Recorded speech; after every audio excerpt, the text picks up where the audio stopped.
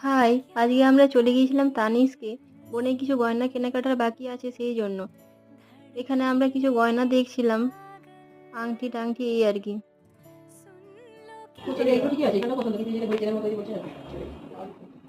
সেখান থেকে আমরা বেরিয়ে চলে গেলাম সাহাতে।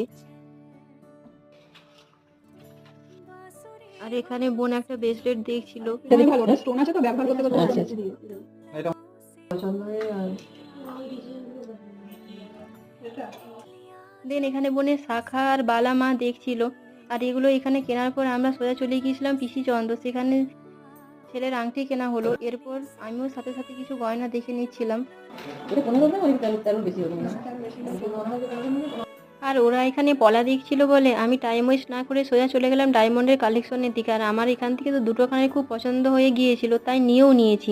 তোমাদের সঙ্গে শেয়ার করলাম। কেমন হয়েছে অবশ্যই জানাবে, ভালো লাগলে সাবস্ক্রাইব করে দিও। থ্যাংক